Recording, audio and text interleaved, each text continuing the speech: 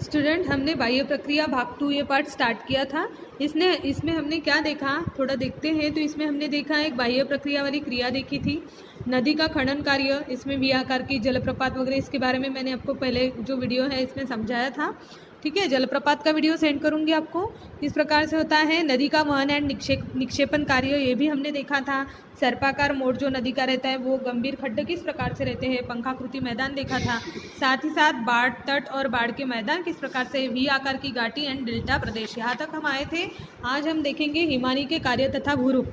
यहाँ पे page number 32 पे आना है आपको। यहाँ पे देखिए, जिस प्रदेश का तापमान द्रवणांक बिंदु से कम होता है, जो प्रदेश ऐसा है जिसका टेम्परेचर जो है द्रवणांक बिंदु से कम होता है, ऐसे प्रदेश में हिमपात के रूप में वर्षा होती है। हिमपात, हिम मतलब बर्फ है ना, मतलब बर्फ का गिरना, बर्फ के जो गोले होते हैं वो उसका गिरना, हम मराठी में उसके गारा बोलते हैं। तो हिमपात के रूप में वर्षा होती है। और हिमपात वर्षा के कारण भूपटल जो है, मतलब जो आपकी ज़मीन है, तो वहाँ पर हिम परत तैयार होती है। हिम परत मतलब बर्फ़ की एक लेयर बनती है, जैसे कश्मीर में होती है ना, क्योंकि वहाँ का टेम्परेचर कैसे 0 अंश होता है, इस कारण। तो हिम के अतिभार से हिम परत भूपटल की ढलान से फिसलने लगती है। क्या होता है, हिम के अतिभार से, हिम मतलब बर्फ़ के जो टुकड़े या बर्फ़ की जो लेयर रहती है उसके कारण उसका जो भार हो जाता है, वेटेड हो जाता है, और वेट के कारण हिम परत, बर्फ़ की जो लेयर है, भूपटल की ढलान से फिसलने लगती है।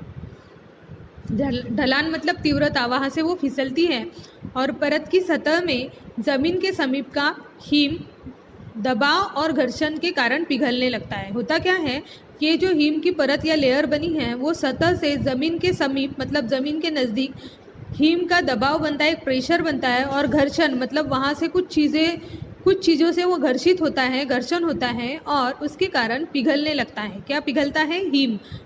हिम का रूपांतर पानी में होता है ऑटोमेटिकली। तो हिमानी अत्यंत धीमी गति से ढलान की दिशा में सरकने लगती है। नदी की सतह तरह ही हिमानी भी अपक्षरण, वहन और निक्षेपण का कार्य करती है। नदी के ही तरह ये जो हिमानी रहती है वो भी अपक्षरण, वहन और निक्षेपण का कार्य करती है। ये सब क्रिया है। अपक्षरण की क्रिया हमने देखे 9th क्लास में, हमने 2nd चैप्टर में शायद अपक्षरण की क्रिया देखे हैं। अपक्षरण जैसे जैविक अपक्षरण वगैरह, ये सब क्रियाएं हमने हमारी हो चुकी है। उसी प्रकार वहन, लेकिन वो दूसरे तरफ से थी, लेकिन ये यहाँ पे नदी के तरह हिमानी जो रहती है इसमें भी अपक्षरण होता है, वहन और निक्षेपण का कार्य होता है। कुछ निक्षेपित चीज़ें जो है एक स्थान से दूसरे जगह पे वो पानी के साथ बहती हुई आती है। ठीक है, यहाँ पे देखते हैं हिमानी का क्षरण कार्य। गति कम होने पर भी बर्फ का घनत्व अधिक होने से हिमानी अपने तल और कगार का क्षरण कार्य अधिक मात्रा में करती है। गति कम होती है, पानी के बहने की गति जो है वो कम होती है, उसके कारण बर्फ का घनत्व अधिक होने से हिमानी अपने तल और कगार का क्षरण कार्य अधिक मात्रा में करती है। कगार मतलब समीप या किनारा, जो समुद्र रहता है उसका उसके जो लास्ट वाला पोर्शन रहता है, तो वो कगार मतलब समुद्र का किनारा, उसे ही समीप कहते हैं।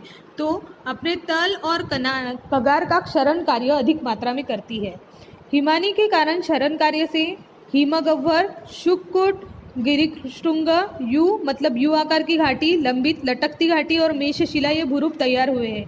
ये भूरूप क्यों तैयार होते हैं, तो हिमानी का जो क्षरण कार्य होता है, कुछ चीज़ें जो है वो उसकी झीज होती है, और उसके कारण क्या है कि हिमानी के क्षरण कार्य से हिमगह्वर, शुककुट, गिरिशृंग घाटी, ये सब हम पिक द्वारा समझेंगे कि किस प्रकार से घाटियाँ होती है। ये जो आकार या एक शेप बनता है वो किस प्रकार से होता है। यू आकार की घाटी, लंबित मतलब लटकती हुई घाटी, और मेषशिला, इस प्रकार के भूरूपों की उससे निर्मित होती है। आइए देखते हैं हिमानी का वहन एंड निक्षेपण कार्य। पेज नंबर 32 पे ही बने रहिए।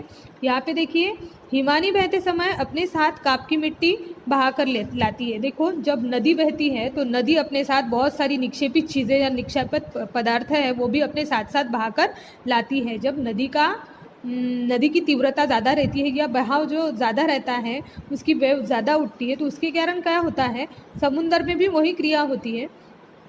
तो उससे वो अपने साथ काप की मिट्टी, धूल मिट्टी, जो भी कुछ चीज़ें हैं, बारीक चूरा जो रेत का रहता है, वो भी अपने साथ वो बहा कर लाती है। इस मिट्टी को हिमोड कहते हैं। क्या कहते हैं? काप की मिट्टी को हिमोड कहते हैं। 1 मार्क्स के लिए क्वेश्चन पूछते हैं। तो हिमानी मतलब क्या होता है? बर्फ की पहाड़ी होती है। हिम मतलब बर्फ है ना, और हिमानी मतलब बर्फ की पहाड़ी।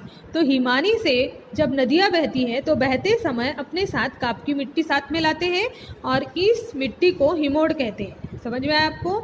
हिमोड के संचय स्थानानुसार भू हिमोड, पार्श्व हिमोड, मध्य हिमोड एंड अंत हिमोड, ये 4 पार्ट्स है, मतलब 4 प्रकार होते हैं।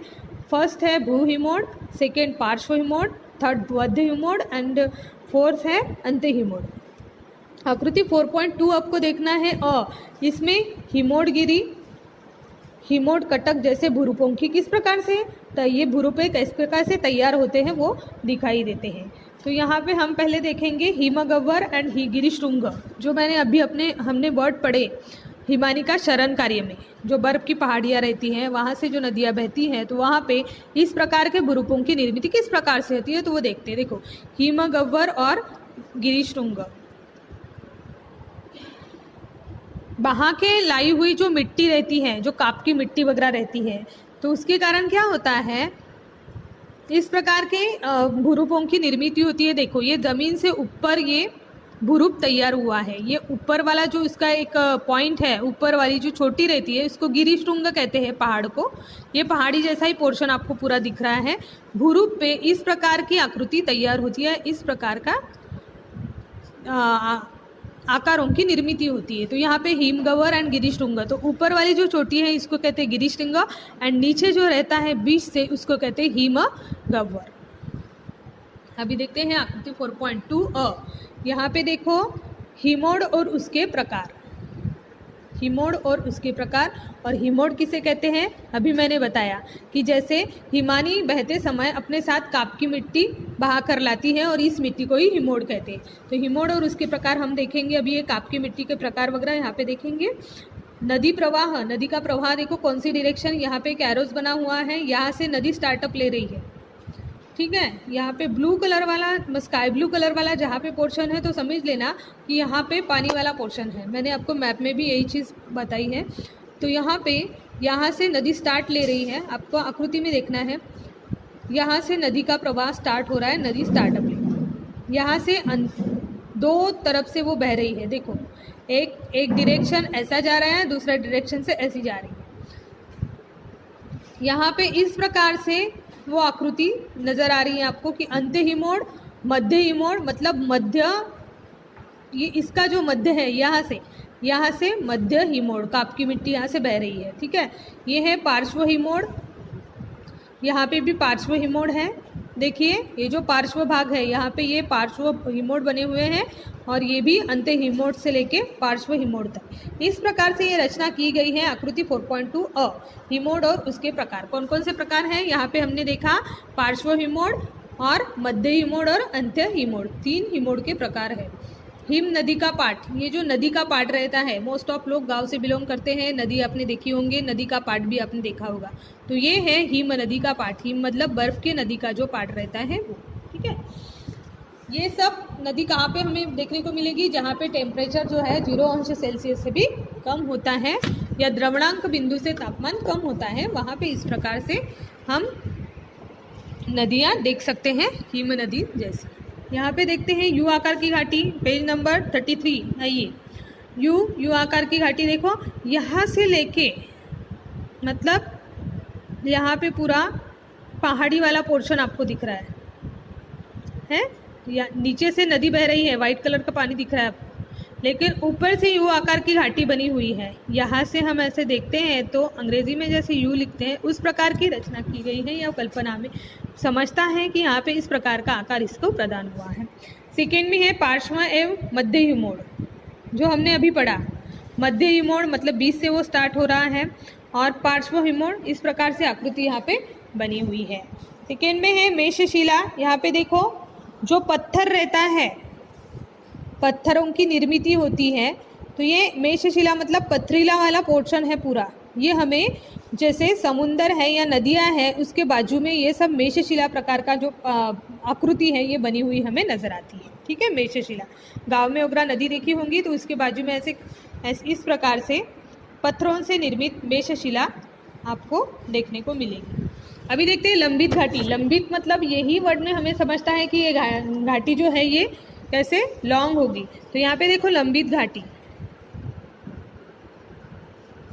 ये जो है पूरी इसकी लंबाई आपको दिख रही है। ठीक है, लास्ट में है हिमोड कटक। ये देखो बीच बीच से पानी है, लेकिन यहाँ पे जो काप की मिट्टी एकजुट होके मिलती है, तो यहाँ से ऐसे हिमोड कटक की निर्मित होती है। हिमोड मतलब जो हिमानी अपने बहते साथ, मतलब ये जो बर्फीली वाली जो नदी रहती है वो अपने साथ बहते हुए कुछ काप की मिट्टी बहा कर लाती है और इसे हिमोड कहते हैं। तो ये हिमोड कटक हो गया पूरा। हिमोड की निर्मित हुई है, बीच बीच से आपको पानी दिख रहा है और साथ ही साथ यहाँ पे आपको हिमोड कटक की निर्मित हुई दिख रही है। ठीक है, ये सब हो गए हिमोड के जो जिस प्रकार से ये घाटियाँ हैं उसके बारे में यहाँ पे जानकारी। ठीक है, हिम नदी देखिए, भू हिमोड 4.2 ब, इसमें है हिम नदी, मतलब जो बर्फ की नदियाँ होती है तो हिम नदी, और ये भू हिमोड मतलब ज़मीन से जो हिमोड होता है काप की मिट्टी की निर्मित, इस प्रकार से यहाँ पे 4.2 ब में भू हिमोड आपको दिखाई देता है। ठीक है, भारत में हिम नदी का कार्य कहाँ देखा जा सकता है वो हम देखें, वो आपको बताना है। कौन से प्राकृतिक प्रदेश में हिमानी का कार्य समुद्री तट के पास दिखने को मिलेगा। तो कौन से प्राकृतिक प्रदेश में हिमानी का कार्य समुद्री तट के पास देखने को मिलेगा, आप ये आपको आप सर्च कर सकते हो। Thank you.